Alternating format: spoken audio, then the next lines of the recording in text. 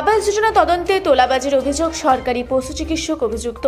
দক্ষিণ দিনাজপুর জেলার বংশীহারি ব্লকের কল্যাণী সংসদে চাঞ্চল্যকর ঘটনা। বাংলা আবাস যোজনা তালিকাভুক্ত গরিব পরিবারের বাড়ি সরজমিনে তদন্ত করতে গিয়ে সরকারি নির্দেশে নিয়োজিত পশু চিকিৎসক মিতম কুমার হালদারের বিরুদ্ধে তোলাবাজির অভিযোগ উঠেছে। অভিযোগে এই চিকিৎসক বিডিও অফিসে নাম করে গ্রামের সাধারণ মানুষদের কাছ থেকে জোর করে অর্থ আদায় করছেন। জানা গেছে, ব্লক প্রশাসন বাংলা আবাস যোজনার উপভোক্তাদের বাড়ি পরিদর্শনের জন্য বিভিন্ন সরকারি কর্মচারীকে মাঠে নামিয়েছে। সেই নির্দেশে দৌলতপুর পশু চিকিৎসা কেন্দ্রের চিকিৎসক মিতম কুমার হালদারকে কল্যাণী সংসদ এলাকায় প্রাপকদের বাড়ি পরিদর্শনের দায়িত্ব দেওয়া হয়েছিল। অভিযোগ তদন্তে গিয়ে তিনি কারো কাছ থেকে বাইকের তেলের নাম করে, আবার কারো কাছ থেকে দুপুরের খাবারের নাম করে কখনো 2000 টাকা আদায় করেছেন। এই ঘটনায় বিতর্ক আরো বেড়ে যায় যখন মিতম কুমার হালদারের একটি স্বীকারোক্তির ভিডিও প্রকাশ্যে আসে। ভিডিওটিতে তাকে বিডিও অফিসে নির্দেশে টাকার জন্য উপভোক্তাদের কাছে অনুরোধের কথা বলতে শোনা যায়। তবে এ প্রসঙ্গে তার সাফাই, তিনি কাউকে চাপ দিয়ে টাকা চাননি, শুধু ভিডিও অফিসের নির্দেশে অনুরোধ করেছেন। তবু প্রশ্ন উঠেছে, সরকারি দায়িত্বের থেকে কেন কোনো কর্মচারী টাকা আদায়ের অনুরোধ করবেন, বিশেষত সরকারি আবাস যোজনার মতো গুরুত্বপূর্ণ প্রকল্পের পরিদর্শনের সময়। কল্যাণী সংসদের বাসিন্দারা বিষয়টি নিয়ে সরব হন এবং ভিডিও ও মহকুমা শাসকের কাছে লিখিত অভিযোগ করেন। গ্রামবাসীদের দাবি, অভিযুক্ত পশু চিকিৎসককে সাসপেন্ড করতে হবে। ঘটনার পরও প্রশাসনের নীরবতা নিয়ে প্রশ্ন তুলছেন গ্রামবাসীরা। তাদের অভিযোগ, একজন সরকারি কর্মচারী ভিডিও অফিসের নাম করে এভাবে তোলাবাজি করল, কেন প্রশাসন কোনো ব্যবস্থা নিচ্ছে না? অভিযুক্তের শাস্তির দাবি জানিয়ে গোটা দক্ষিণ দিনাজপুর জুড়ে উত্তেজনার সৃষ্টি হয়েছে।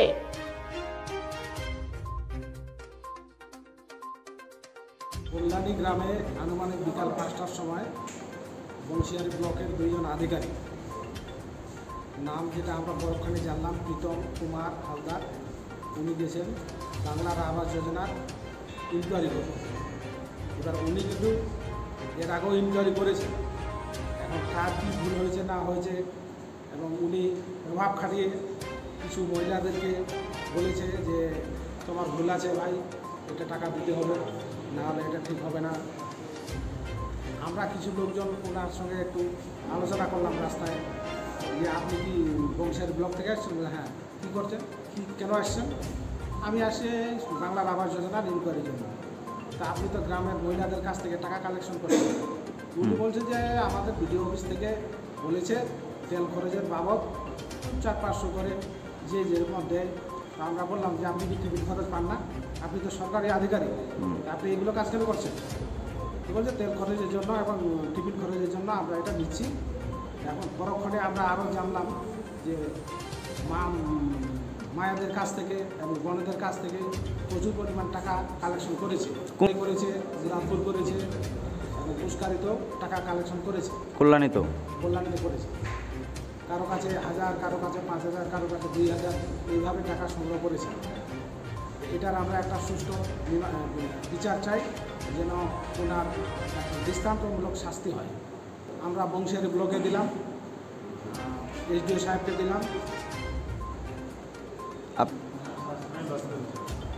উনি যেহেতু একজন সরকারি আধিকারিক, হ্যাঁ, ওনার একটা দৃষ্টান্তমূলক শাস্তি যেন এই ধরনের কাজ হোক আর কোনোদিন না করতে পারে। ইমিডিয়েট ওনাকে আমাদের দাবি যে 1 বছরের জন্য অন্তত সাসপেন্ড করে রাখা হবে। আপনার নাম? আমার নাম আলতাফ হোসেন। আমি গ্রাম আলতাফ হোসেন। মুরাদপুর থেকে। কোথা থেকে? ওই যে সুদীপ দেবনাথের বাড়ি থেকে। কার বাড়ি থেকে? সুদীপ দেবনাথের বাড়ি থেকে, যে লাস্ট বাড়িটা করে আসলাম। কে বলেছে আপনাকে?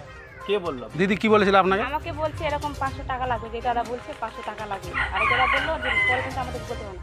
আমি বললাম এই মুহূর্তে আর 500 টাকা কোথায় থেকে দেবো, আমরা তো ধান কাটতেছি আর কৃষি লোক, কী করে এই মুহূর্তে আমার টাকা ম্যানেজ করতে পারছি না। তারপর আমি বললাম যে আমি টাকা যদি ম্যানেজ করতে না পারি তাহলে আমি ঘরটা পাবো না, আমাকে আটকে যাবে।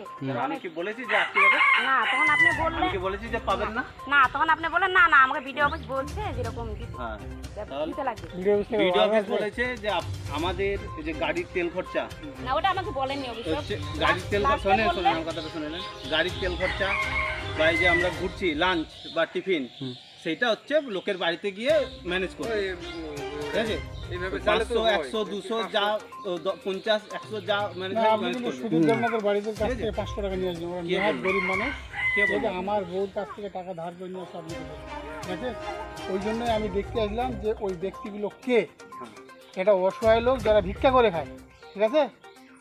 আমি আপনাকে তো বললাম এই যে লাস্টের বাড়িটা ভিডিও অফিস যাওয়ার আপনারা পরে যেখানে তাই আসবেন, এই যে এই রাস্তা যে না আপনি বললেন আমাকেও সে 250-100 টাকা নিবে, খুশি করে দিয়ে ওরা নেহাত গরিব মানুষ। তো সে বলতে পারতো যে আমি পারবো না, সুধীর দেবনাথ এই যে ইনি নেহাত যেরকম গরিব বললেন আমি পারবো না। এখন সবাই আতঙ্কে আমি যে বললাম আমার খুব অবস্থা খারাপ। টাকা না দিলে আমার ঘর হবে না।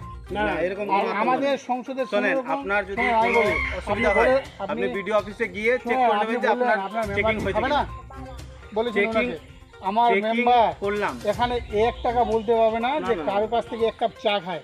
মেম্বার আমার এই সংসদের মেম্বার 1 কাপ চা খায় না। শোনেন, চলেন? শোনেন, এবার আমি বলে দিই। ও আমরা যেখানে চা চাইলাম খেতে সে বসে যদি দিতে না পারে তো 500,000 আমাদের টাকা কিছু খরচ করে যায়। তো এটা আমরা তো বলছি নিজের কি জন্য দাদা, নিচ্ছি না। এটা কি বিডিও সাহেবের অর্ডার? ভিডিও সাহেবের অর্ডার না, তাহলে আপনি বললেন যে বিডিও সাহেব বলেছে। ভিডিও সাহেব বললেন তো বিডিও অফিসের, তাহলে বিডিও অফিসে কে অর্ডার করবে? বিডিওই তো সুপ্রিম পাওয়ার। আর বলছে কাগজ বলে আমাদের ঘুরে আসছে, মানে এন্ট্রি হয়নি, কাগজ ঘুরে আসছে তাই বলো। না বললো কি যদি তুমি ভুল 500 টাকা না দাও তাহলে আমি ভিডিও ভিডিও করবো, কাগজ যখন আসতেও পারে না আসতেও পারে। এটা বলিনি, এটা আপনি ভুল বুঝছেন, এরকম বলিনি। শোনেন আমার না আমি শোনেন, বললাম ঢুকলে আমি মিষ্টি কেন মাংস আপনার খাবো। এই শোনেন আমি এর আগের দিনও ভেরিফিকেশন করতে এসেছিলাম, আপনি ছিলেন না কে ছিলেন? জানে আসছিলেন ছিলেন? আমাদের হঠাৎ আসলেন হুট করে তখন সেদিন আমি যদি কিছু বলে বলেছি? যেত 500 টাকা তখন আমি বলেছি কিছু? মিষ্টি খাবো তাহলে আমি আমরা আজকে রাখে কেন দিতাম, বললাম? ঘাট ধর করে। তাহলে আজকে আপনারা বলেছেন? আমি কি হচ্ছে এটা আমার খারাপ কোনো লাগতেছে কাজ না? নাই? আপনার অর্ডার আছে তাহলে আমার কোনো কাজ নাই যে আমি হচ্ছে রোজ রোজ ঘুরতে যাবো লোকের বাড়ি। আপনাকে পাঠাই যেত, ভিডিও অফিসে পাঠাই যেত আপনাকে। এবার কথাটা হলো শোনেন, আমাদেরকে বলে যে ম্যানেজ করবেন। হ্যাঁ এবার কেউ যদি দিতে পারলো দেবে, না দিতে পারলে না দেবে। আমি যিনি দিতে পারেন আমি এনারটা কি ওকে করিনি?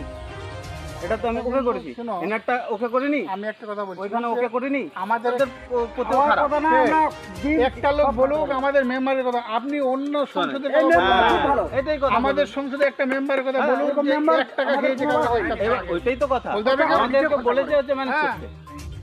দক্ষিণ দিনাজপুর থেকে বিদ্যুৎ কুমার মাহাতোর রিপোর্ট, রূপসী বাংলা মিডিয়া।